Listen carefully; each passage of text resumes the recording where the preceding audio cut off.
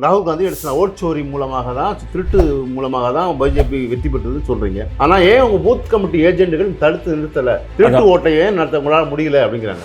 நான் வந்து பீகார்லயே இருக்கிறேன், எனக்கு வாக்கு இல்லைங்க. அப்ப அது ஓட் சோரிங் தானே, ஏன் நீங்க நீக்கிறீங்க? அவர்கள் கையில் ஆட்சி இருக்கு சார், பணம் இருக்கு. அங்க 1.5 கோடி பெண்களுக்கு 10,000 ரூபாய் பணம் அக்கௌண்ட்ல போட முடியுதுன்னா எவ்வளவு பெரிய பணம் அது, எப்படி போட முடியுது உங்களால? காங்கிரஸ் என்ன செய்ய போகிறது, அதான் கேள்வி. காங்கிரஸ் ஆட்சிக்கு வந்தால் இவங்க எல்லாம் வருவதற்கான சாத்தியமே இல்லைங்கிறதா. அவங்க வந்து பீகார்ல கூட 10,000 கொடுத்தது, அது மாதிரி தமிழகத்திலையும் இது மாதிரி ஒரு 10,000 கொடுத்ததுக்கான சூழல் இருந்தால், அவர்களுக்கு ஆட்சி, அவர்களுக்கு தேவையான ஆட்சி இருந்தால் நீங்க காங்கிரஸ் எப்படி தடுக்க போகிறது? காங்கிரஸ் ஆட்சி எங்கெல்லாம் நடக்கிறதோ, ஏன் மாற்றுக் கட்சி ஆட்சி எங்கெல்லாம் நடக்கிறதோ அந்த எம்எல்ஏக்களை விலைக்கு வாங்கி தங்களுடைய ஆட்சியை நிறுவ வேண்டும் என்ற எண்ணம் கொண்டு அதிகார பசி கொண்டவர்கள் பிஜேபி கட்சியினர். இந்த காங்கிரஸ் இப்படி நம்பி தான் நிறைய இடத்துல வந்து கோட்டை விட்டாங்களோ? இல்ல, நம்பி கோட்டை விட்டாங்கன்னு சொல்ல முடியாதுங்க. தேர்தலுக்காக ஆரம்பிக்கப்பட்ட இயக்கம் அல்ல காங்கிரஸ். இது ஆட்சி அதிகாரத்திற்காக ஆரம்பிக்கப்பட்ட இயக்கம் அல்ல, சுதந்திரத்திற்காக இயக்கப்பட்ட இயக்கம் இது. ஆனாலும் 150 ஆண்டு கால காங்கிரஸ் 1885 தொடங்கிய காங்கிரஸ், ஆனால் வளர்வதற்கு பல சுருங்கி போய்கொண்டே இருக்கிறதுங்கிற ஒரு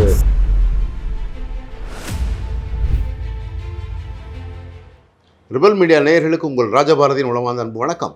இன்றைய சிறப்பு விருந்தினர் தமிழ்நாடு காங்கிரஸ் கமிட்டியினுடைய துணைத் தலைவர் திரு பொன் கிருஷ்ணமூர்த்தி அவர்களை சந்திக்கவிருக்கிறோம். செல்வ பிறந்தகை அண்மையில் பேசும்போது காமராஜருக்கு ஈக்குவலாக ஸ்டாலினை சொன்னது வந்து எப்படி சரியாக இருக்க முடியுங்கிற ஒரு பிரச்சனையும் வந்துச்சு.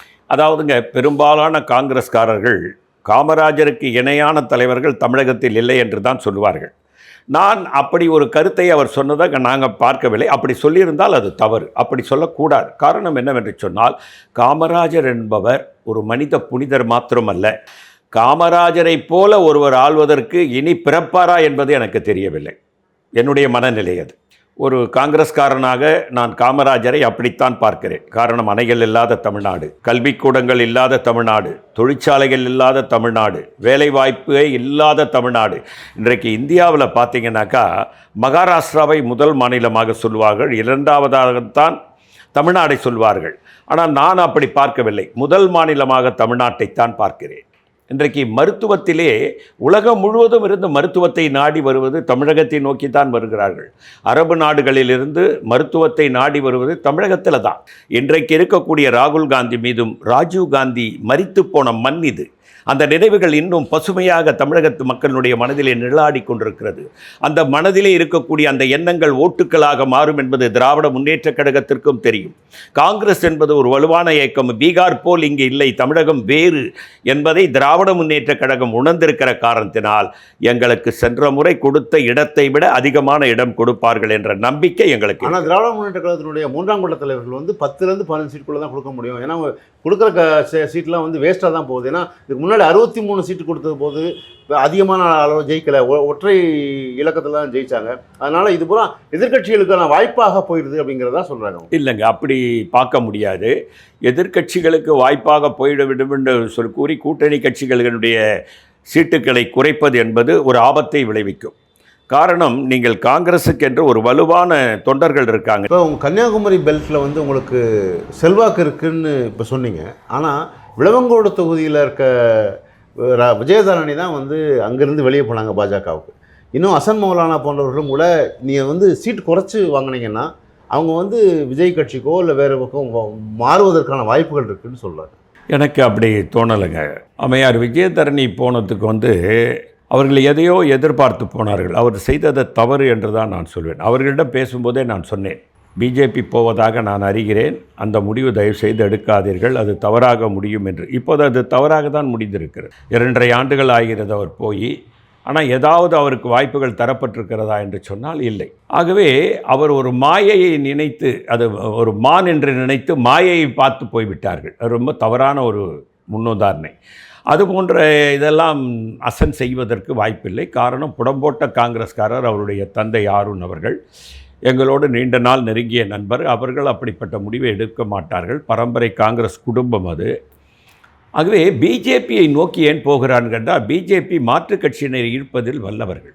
அங்கே ஒரு காங்கிரஸ் ஆட்சி எங்கெல்லாம் நடக்கிறதோ, ஏன் மாற்றுக் கட்சி ஆட்சி எங்கெல்லாம் நடக்கிறதோ அந்த எம்எல்ஏக்களை விலைக்கு வாங்கி தங்களுடைய ஆட்சியை நிறுவ வேண்டும் என்ற எண்ணம் கொண்டு அதிகார பசி கொண்டவர்கள் பிஜேபி கட்சியினர். அந்த வகையிலே விஜயதரணி ஒருவரை இழுத்தால் மற்ற எம்எல்ஏக்களை இழுக்க முடியும் என்ற எண்ணம் கொண்டவர்கள்.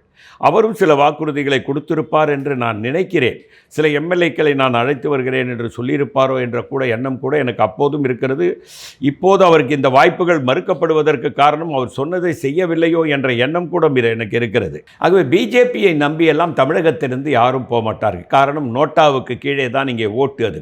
ஆகவே அப்படிப்பட்ட ஒரு இயக்கத்திற்கு தமிழகத்தில் இருக்கக்கூடிய காங்கிரஸ்காரர்கள் விஜயதரணி தவறு செய்து விட்டார், அந்த போன்ற தவறை எங்கள் இயக்கத்தில் இருப்பவர்கள் யாரும் செய்ய மாட்டார்கள். அது போன்ற நிலை இங்கு வரவே வராது. பிஜேபியை முழுமையாக அகற்றுவதற்கு பழனிசாமி முடிவுரை எழுதி கொண்டிருக்கிறார். ஆகவே எங்கள் வேலை சுலபமாகிவிட்டது. திராவிட முன்னேற்ற கழகம் காங்கிரஸ் கூட்டணி வெற்றிக்கு அவரே அடித்தளமிட்டு விட்டார். இல்லை, காங்கிரஸ் இப்படி நம்பி தான் நிறைய இடத்துல வந்து கோட்டை விட்டாங்களோ? இல்லை, நம்பி கோட்டை விட்டாங்கன்னு சொல்ல முடியாதுங்க. தேர்தலுக்காக ஆரம்பிக்கப்பட்ட இயக்கம் அல்ல காங்கிரஸ். இது ஆட்சி அதிகாரத்திற்காக ஆரம்பிக்கப்பட்ட இயக்கம் அல்ல, சுதந்திரத்திற்காக இயக்கப்பட்ட இயக்கம் இது. ஆனாலும் 150 ஆண்டு கால காங்கிரஸ் 1885 தொடங்கிய காங்கிரஸ், ஆனால் வளர்வதற்கு பல சுருங்கி போய்கொண்டே இருக்கிறதுங்கிற ஒரு சார், காங்கிரஸ் ஒரு பீனிக்ஸ் பறவை சார். நீங்கள் பார்த்து கொண்டே இருங்கள்.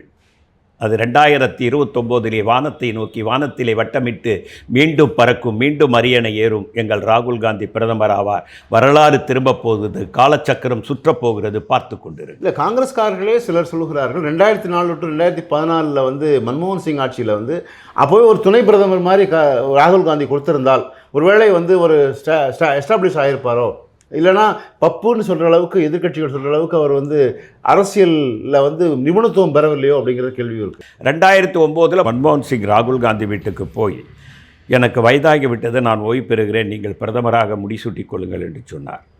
அமைச்சராக பதவியேற்றுக் கொள்ள சொன்னார். வேண்டாம் என்று சொல்லி ஒதுக்கி கொண்டவர் தான் ராகுல் காந்தி. ஆகவே பதவியின் மீது ஆசை கொண்டவர்கள் அல்ல அந்த குடும்பத்தை சேர்ந்தவர்கள். ஆகவே அவர்கள் நினைத்தால் அவர்கள்தான் பிரதமர், அவர்கள்தான் ஜனாதிபதி. அவர்கள் வேண்டாம் என்று சொல்லுகிறார்கள். என்ன செய்ய முடியும்? அது பக்குவம் என்பது பிரதமர் ஆனால் வருவதல்ல. ஒரு மனிதனுக்கு பக்குவம் அவனுடைய இரத்தத்திலே இருக்கிறது. அதே நேரத்தில் வந்து ஸ்மிருதி இரானிக்கு வந்து ஃப்ளையிங் கிஸ் கொடுத்தாரு, இதை வந்து மோடியை வந்து கட்டிப்பிடிச்சிட்டு பின்னாடி வந்து கை காமிச்சாரு அப்படிங்கிற மாதிரியான குற்றச்சாட்டுகள்லாம் அவர் வந்து பப்புவா மாதிரி இருக்கார் அப்படிங்கிறதுக்கான காரணங்களாக சொன்னாங்க அவங்க. நீங்கள் அதை ரொம்ப நீங்கள் சுமித் இரானிக்கு ஃப்ளையிங் கிஸ் கொடுத்தாருன்னு சொல்கிறத நான் பார்க்கலைங்க, எனக்கு தெரியல. அதன் மீது கருத்து சொல்கிறதுக்கு எனக்கு தெரியல. ஆனால் மோடியை கட்டிப்பிடித்ததை நான் பார்த்தேன். ஒரு பிரதமரை ஒருவர் போய் கட்டிப்பிடிக்கிறார், எதிர்கட்சியை சேர்ந்தவர், அதுவும் நேரு குடும்பத்தை சேர்ந்தவர் என்றால் மோடி தான் பெருமைப்பட வேண்டும். அது பெருமைக்குரிய விஷயமாக பார்க்கிறேன். இப்போ தமிழகத்தில் வந்து எஸ்ஐஆர் நம்ம வந்து எதிர்க்கிறோம் பொதுவாகவே. ஆனால் மேற்கு வங்கத்தில் வந்து அவர்கள் வந்து பிஜேபி வந்து அங்கே வேணான்னு சொல்கிறாங்க, எஸ்ஐஆரை இங்கே வந்து ஆதரிக்கிறாங்க. அதே நேரத்தில் எஸ்ஐஆர்னால் இவ்வளவு குழப்பங்களுக்கு பிறகும் கூட நீங்கள் வந்து அதை எப்படி பார்க்குறீங்க? எஸ்ஐஆர்னால் தமிழ்நாட்டில் வந்து ஒரு 70 லட்சம் பேர் வந்து நீக்கப்படலாம்ன்ற ஒரு கருத்து இருக்குது. அதாவதுங்க, நீங்கள் பீகாரில் பார்த்தீங்கன்னா 68 லட்சம் வாக்காளர்கள் எஸ்ஐஆர் மூலமாக நீக்கப்பட்டிருக்கிறது. எஸ்ஐஆர் என்பது தேர்தல் கமிஷனுடைய ஒரு தில்லுமுள்ளு தில்லாடெங்கடி வேலையை செய்யக்கூடிய ஒரு விதமாகத்தான் நாம் பார்க்கிறோம். கபில் சிபல் சுப்ரீம் கோர்ட் நீதிபரசர்கள் முன்னாலே எடுத்து வைத்த வாதம் என்னவென்று சொன்னால், எஸ்ஐஆர் என்பது 2 ஆண்டுகள் ஆகும் நடத்தி முடிப்பதற்கு. தொடக்கம் முடிக்க 2 ஆண்டுகள் வேணும். ஆனால் 50 நாட்களில் பீகாரில் நீக்கம் சேர்ப்பு என்பது நடந்திருக்கிறது என்று சொன்னால் அதை ஏற்றுக்கொள்ள முடியாது என்று சொன்னார்கள். நீதியரசர்கள் அதை சுலபமாக கடந்து போய்விட்டதை நான் வேதனையோடு பார்க்கிறேன். ஒரு இடத்திலே நீங்கள் பார்த்தீங்கன்னா ராஷ்டிரிய ஜனதா தளத்து வேட்பாளர் 36 ஓட்டிலே தோற்றிருக்கிறார். அங்கே பார்த்தீங்கன்னா 37,000 வாக்குகள் எஸ்ஐஆர் மூலம் நீக்கப்பட்டிருக்கிறது. 36 வாக்குகள் 170 ஓட்டிலே காங்கிரஸ் வேட்பாளர் ஒருவர் தோற்கடிக்கப்பட்டிருக்கிறார். பிஜேபி வேட்பாளர் வெற்றி பெற்றிருக்கிறார். அப்போது அங்கே நீங்கள் பார்த்தீங்கன்னா சுமார் 49,000 வாக்காளர்கள் நீக்கப்பட்டிருக்கிறார்கள். அது நீக்கப்படாமல் இருந்திருந்தால் அங்கே இன்னும் 100 சீட்டுகள் அதிகமாக காங்கிரஸ் கூட்டணி வெற்றி பெற்றிருக்கும். காங்கிரஸ் தான் ஆட்சி அமைக்கும். எல்லா கருத்து கணிகளும் நிதிஷ்குமாரினுடைய 20 ஆண்டு கால அவல ஆட்சியை குறிப்பிட்டு சொன்னார்கள். அப்போ அவங்க என்ன சொன்னாங்க, ஓட்சோரின்னு நீங்கள் வந்து சொல்லிங்க, ராகுல் காந்தி எடுத்துனா ஓட்சோரி மூலமாக தான், திருட்டு மூலமாக தான் பிஜேபி வெற்றி பெற்றதுன்னு சொல்கிறீங்க. ஆனால் ஏன் உங்கள் பூத் கமிட்டி ஏஜென்ட்டுகள் தடுத்து நிறுத்தலை, திருட்டு ஓட்டையே நடத்த உங்களால் முடியல அப்படிங்கிறாங்க. அதாவதுங்க, அந்த நீக்கப்பட்ட வாக்காளர்கள் பெயர் அது உள்ளே இல்லைன்னா பூத் ஏஜென்ட்டு அதை தடுக்க முடியாது. இப்போ என் பேர் கிருஷ்ணமூர்த்திங்க, அந்த வாக்கு சீட்டு அதில் இருக்கணும். அந்த இதில் நான் உள்ளே வரும்போது என் பேர் இல்லைன்னா நான் வாக்களிக்க முடியாது. அதுதான் ஓட் சோரிங். அதுதான் ஓட் சோரிங்கன்னு நாங்கள் சொல்கிறோம். நான் வந்து பீகார்லேயே இருக்கிறேன், எனக்கு வாக்கு இல்லைங்க, அப்போ அது ஓட் சோரிங் தானே. ஏன் நீங்கள் நீக்கிறீங்க? இப்போ கூட நீங்கள் பாருங்கள், இந்த எஸ்ஐஆரில் இல்லை ஒரு வீட்டில் 40 பேர் இருந்தாங்கன்னு சொன்னாங்க. நீங்கள் சொன்னீங்க, அப்போ அந்த 40 பேர் இல்லைங்கிறத நீங்கள் தடுக்க முடியல. அதனால இல்லைங்க, 40 பேர் வந்து அங்கே வாக்களிச்சு இருக்கிறத தடுக்க முடியலன்னு கிடையாது.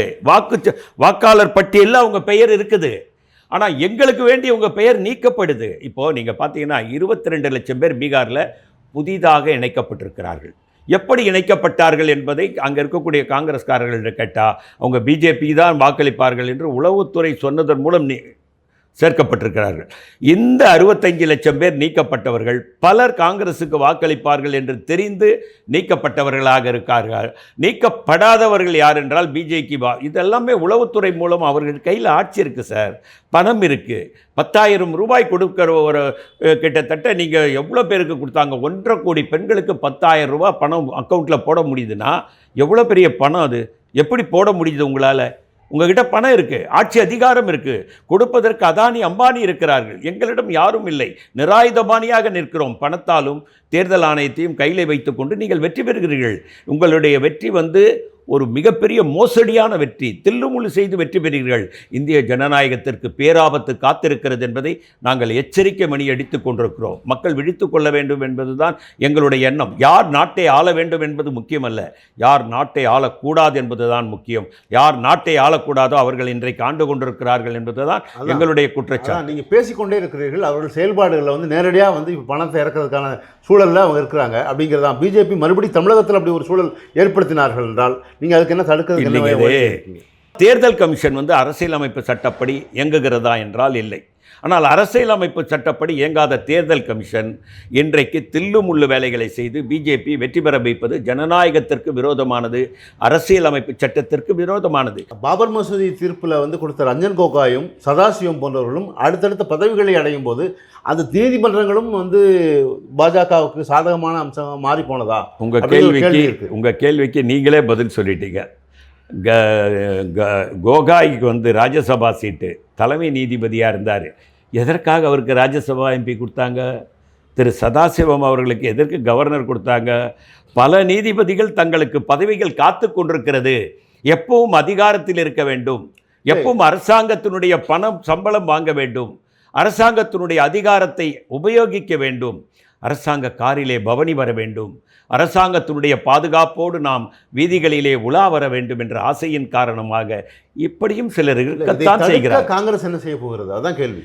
காங்கிரஸ் ஆட்சிக்கு வந்தால் இவைகள் எல்லாம் வருவதற்கான சாத்தியமே இல்லைங்கிறதா அவங்க வந்து இந்த பீகாரில் கூட 10,000 கொடுத்தது, அது மாதிரி தமிழகத்திலையும் இது மாதிரி ஒரு 10,000 கொடுக்கறதுக்கான சூழல் இருந்தால், அவர்களுக்குடைய ஆட்சி, அவர்களுக்கு தேவையான ஆட்சி இருந்தால் நீங்கள் காங்கிரஸ் எப்படி தடுக்க போகிறது? அதாவதுங்க, தமிழகத்தில் அந்த தில்லுமுள்ளு நடத்த முடியாது. காரணம், பீகாரில் வந்து பிஜேபிக்குன்ற ஒரு பலம் இருக்கிறது, நான் இல்லைன்னு மறுக்க மாட்டேன்.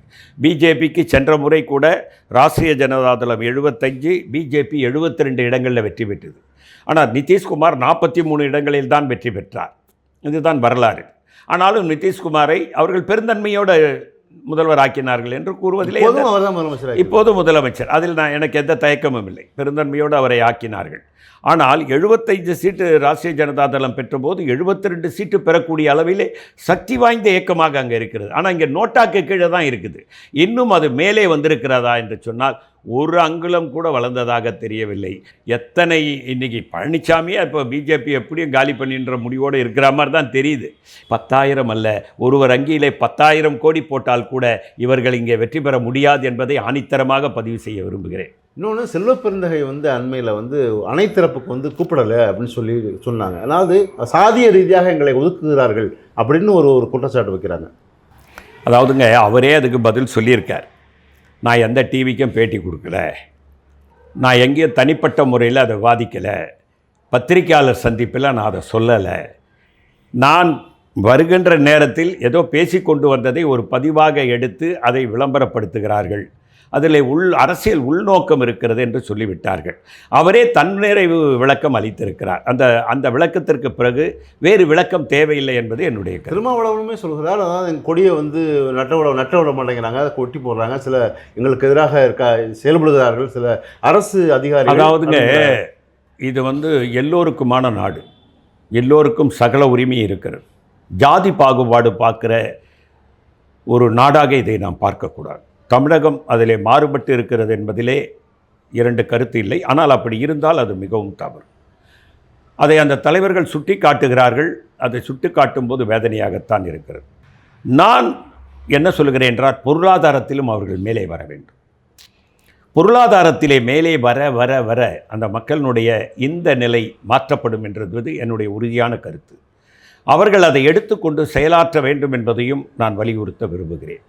இப்படிப்பட்ட ஒரு நிகழ்வுகள் திருமாவளவன் போன்றவர்கள், செல்வப்பெரிதை போன்றவர்கள் இந்த குற்றச்சாட்டை வைக்கக்கூடிய அளவில் திராவிட முன்னேற்றக் கழக அரசு கூட அதை கண்டிக்க வேண்டும், அதை தடுத்து நிறுத்த வேண்டும், அந்த நிலையிலிருந்து தமிழகத்தை மாற்ற வேண்டும். இன்றைக்கு இருக்கக்கூடிய முதல்வருடைய தந்தையார்தான் சமத்துவபுரம், அதை உருவாக்கியவர் அவர்தான். அந்த சமத்துவபுரத்திலே நீங்கள் பானால் எல்லா மதமும் எல்லா ஜாதியும் அங்கே குடியிருக்கக்கூடிய அளவிலே அவருடைய தந்தையார் உருவாக்கி தந்தது தான் அது. அப்படிப்பட்ட உங்கள் தந்தையார் உருவாக்கி தந்து ஜாதி மதம் எல்லா நிலையில் இன்றைக்கு ஒரு குற்றச்சாட்டை இரண்டு தலைவர்கள் வைக்கக்கூடிய அளவுக்கு வந்திருக்கக்கூடாது. இனி வராமல் அவர் பார்த்துக்கொள்வார் என்ற நம்பிக்கை எனக்கு இருக்கிறது.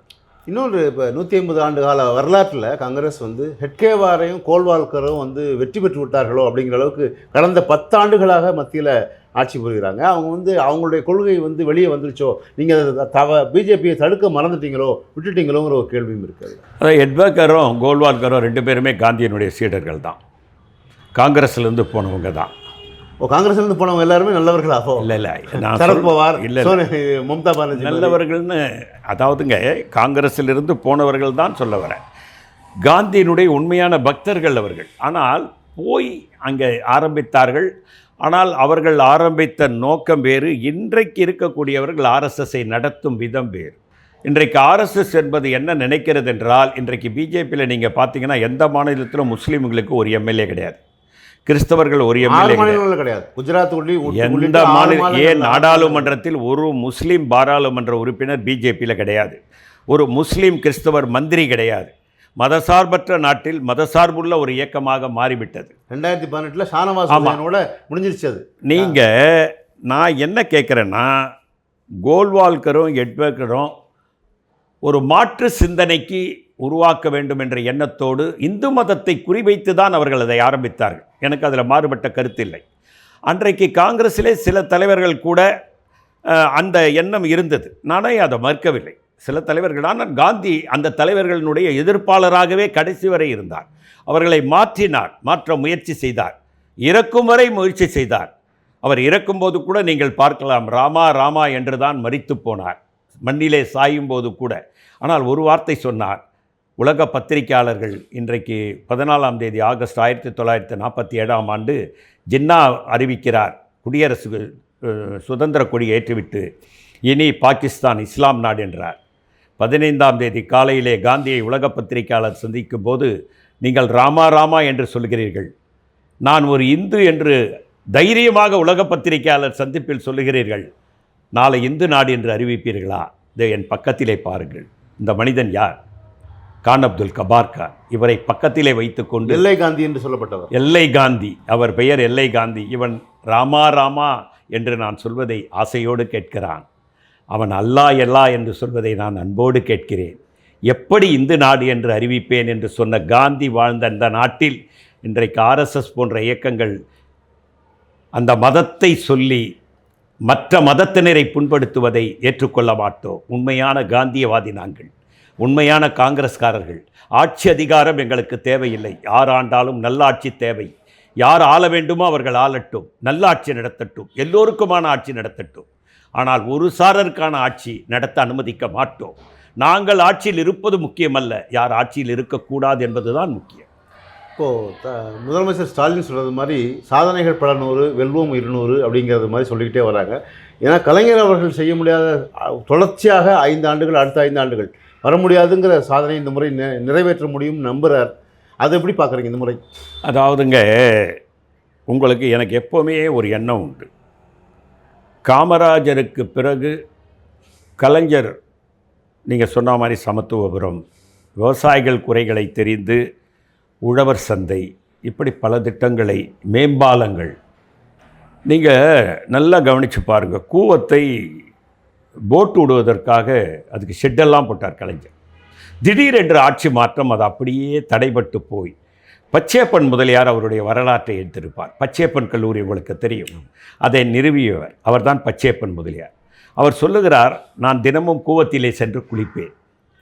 அந்த கூவத்தினுடைய தண்ணீரை கண்ணாடி போல் பாவித்து என் மனைவியும் நானும் தலைவாருவோம். பச்சையப்பன் முதலியார் போல் இருந்ததுங்கிறத சொல்றாங்க. பச்சையப்பன் முதலியாருக்கு குழந்தை கிடையாது. அவர் அதை நானும் என் மனைவியும் குளித்துவிட்டு தலைவாருவோம் என்றால் கூவம் நதி கண்ணாடி போல் இருந்தது என்று அவர் பதிவு செய்கிறார்.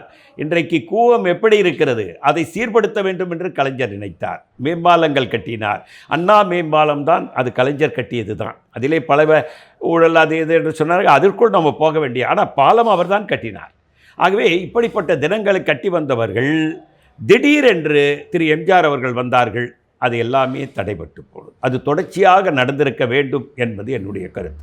பல சாதனைகள் திராவிட முன்னேற்ற கழக ஆட்சியில் நடந்ததை மறுக்கவே முடியாது. அதே போன்று திரு ஸ்டாலின் அவர்கள் இப்பொழுது நிறைய திட்டங்களை நிறைவேற்றி கொண்டிருக்கிறார். தன்னலம் இல்லாமல் செய்கிறார். காஸ்ட் நியூட்ரல் லீடர்னு ஒரு பேர் இருக்கு. அதை நீங்கள் மறுக்கவே முடியாது. எல்லோரையும் அரவணைத்து செல்லக்கூடிய ஒரு ஆட்சியை நடத்தி கொண்டிருக்கு. அதனால் தான் அவரால் ராகுல் காந்தியோடு ஒரே ஜீப்பில் ஏற முடியுதுங்க. எல்லோரையும் அரவணைத்து செல்லக்கூடிய ராகுல் காந்தியோடு ஒரே ஜீப்பில் ஏற முடிகிறது என்றால் அந்த எண்ணம் மனதுக்குள் இருந்தால்தான். இப்பொழுது எல்லாமே உதட்டளவில் பேசுவதாக இருந்தால் அந்த ஜீப்பில் ஏறவே முடியாது. உள்ளத்திலிருந்து பேசுகிறார் திரு ஸ்டாலின் அவர்கள். அதனால்தான் ராகுல் காந்தி என்ன உள்ளத்திலே நினைக்கிறாரோ அதை ஸ்டாலின் நினைக்கிறார். அதனால் தான் ஒரே ஜீப்பில் அவர் ஸ்டாலினுக்கும் தேஜஸ் யாதவுக்கும் நடுவில் நிற்க முடியுது. அந்த ஒரே கருத்தை உள்வாங்கி இருக்கிறார், உள்ளத்திலிருந்து சொல்லுகிறார். அதைத்தான் நான் குறிப்பிட விரும்புகிறேன். உள்ளத்திலிருந்து தன்னுடைய எழுச்சியை ராகுல் மாதிரி வெளிப்படுத்துகிற அந்த தலைவரோடு எங்களுடைய கூட்டணி தொடர வேண்டும் என்பதுதான் எங்கள் எண்ணம்.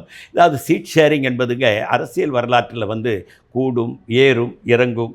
எங்களுடைய பலம் என்ன என்று திரு ஸ்டாலினுக்கு தெரியும். அதைவிட திரு கனிமொழிக்கு தெரியும் என்பது எங்களுக்கு தெரியும். எங்களுக்கு 41 சீட்டும் 61 சீட்டும் கலைஞர் இருக்கும்போது வாதாடி பெற்று தந்தவர் கனிமொழி. நான் இந்த நேரத்தில் அதை பதிவு செய்ய விரும்புகிறேன். திரு ஸ்டாலினும் உடனிருந்து தான் அதை செய்தார்கள். ஆனால் காங்கிரஸிற்காக பெரிய போராட்டமே நடத்தியவர் திருமதி கனிமொழி என்பதும் எனக்கு தெரியும். எங்களுக்கு 42 சீட்டு கிடைக்க முடியாத அந்த சூழ்நிலை இருந்தபோது அதை 41ஆக மாற்றி எங்களுக்கு வாங்கி தந்தவர் திரு ஸ்டாலின் அவர்களும் கனிமொழியும் தான். கலைஞருக்கு கூட அந்த எண்ணம் சற்று குறைவாக இருந்தது என்று சொன்ன நேரத்திலே திரு ஸ்டாலினும் கனிமொழியும் போராடி வாங்கி தந்தார்கள். ஆகவே கனிமொழியும் இருக்கிறார், ஸ்டாலினும் இருக்கிறார். போராடி பெற்று தந்த இருவரும் இப்பொழுது தராமலா போய் விடுவார்கள், அதிகமாக தருவார்கள். வெற்றி பெறுவோம், ஆட்சி அமைப்போம். ஆனால் இறுதியாக ஒரு கேள்வி. சீனியர்களுக்கு காங்கிரஸில் பெரிய மரியாதை இல்லை, புதியவர்களுக்கு தான் இப்போ வாய்ப்புகள் தருகிறார்கள் அப்படிங்கிற ஒரு குற்றச்சாட்டு. சார், எப்போவுமே புதியவர்கள் கட்சிக்கு வந்து கொண்டே இருக்க வேண்டும். சீனியர்கள் வழிகாட்டி கொண்டே இருக்க வேண்டும். அப்போ தான் ஒரு இயக்கம் வலுவாக இருக்கும், உயிர்ப்போடு இருக்கணும். இளைஞர்கள் இல்லாத எந்த இயக்கமும் வளர முடியாது. இன்றைக்கு 65% இளைஞர்கள் இருப்பதால் தான் இந்தியா உலகத்திலே இன்றைக்கு முதல் நாடாக வந்திருக்கிறது. அமெரிக்காவிலே பொருளாதாரம் தடுமாற்றம் வந்தது, சீனாவிலே பொருளாதார தடமாற்றம் வந்தது. ஆனால் நேரு அமைத்து விட்டு போன பொருளாதாரத்துறையும் 65% இளைஞர்களும் தான் இந்த நாட்டினுடைய பொருளாதாரத்தை தூக்கி நிறுத்தினார்கள். இன்றைக்கு சுந்தர் பிச்சை கிட்ட ட்ரம்ப் அப்பாயின்மெண்ட் கேட்குறாரு. யாருங்க சுந்தர் பிச்சை? கூகுள். யார் சுந்தர் பிச்சை? பச்சை தமிழன். அவங்கிட்ட ட்ரம்ப் அப்பாயின்மெண்ட் கேட்குறாரு அவர்கிட்ட. அப்போ இந்தியா எந்த அளவுக்கு உயர்ந்து நிற்குது? கல்வியிலே உயர்ந்து நிற்கிறது, தொழிலிலே உயர்ந்து நிற்கிறது. எல்லா நிலையிலும் உயர்த்தி காட்டிய பெருமை நேரு குடும்பத்தை சேரும், இங்கே காமராஜரை சேரும். வரலாற்று பக்கங்களிலே காங்கிரஸ் இல்லாத பக்கங்கள் இந்தியா என்ற பெயரோடு எழுத முடியாது. ஆகவே இந்தியா இன்றைக்கு இருக்கிறது என்று சொன்னால் அதற்கு காங்கிரஸ், காந்தி அடிக்கடிக்கு இன்றைக்கு பிஜேபியும் நினைவு கூறுகிறது. ஏன் ஆர்எஸ்எஸ் கூட சொல்லுகிறது. சமீபத்திலே மோகன் பகத் ஒரு பேட்டி கொடுத்தார். நீங்கள் மதசார்பின்மையை ஆதரிக்கவில்லை என்று சொல்லி, இல்லை ஆதரிக்கிறோம். மதசார்பின்மைக்கு காங்கிரஸ் ஆட்சிக்கு வந்தால் ஆதரிப்பீர்களா? நிச்சயமாக ஆதரிப்பேன். மோகன் பகத் சொன்ன கருத்து. ஆகவே காங்கிரஸ் என்பதை யாரும் புறக்கணிக்க முடியாத ஒரு இயக்கம். அந்த இயக்கத்தை யாரும் புறக்கணிக்க முடியாது. அது ஒரு பீனிக்ஸ் பறவை, திடீரென்று உயர. இந்த கருத்தை சொன்னவர் காங்கிரஸ் இல்லாத இந்தியா கொம்பன் நினைத்தாலும் முடியாது, ஏன் ஆண்டவரே நினைத்தாலும் முடியாது. காங்கிரஸ் தான் இந்தியா, இந்தியா தான் காங்கிரஸ் சொன்னவர் துக்ளர் ஆசிரியர். ஸோ அதையே நான் முன்மொழிகிறேன். அவர் முன்மொழிந்ததை நான் வழியும் வழியவும் செய்கிறேன். உங்களுடைய தெளிவான கருத்துக்களுக்கு மதிப்பளிக்கிறோம்.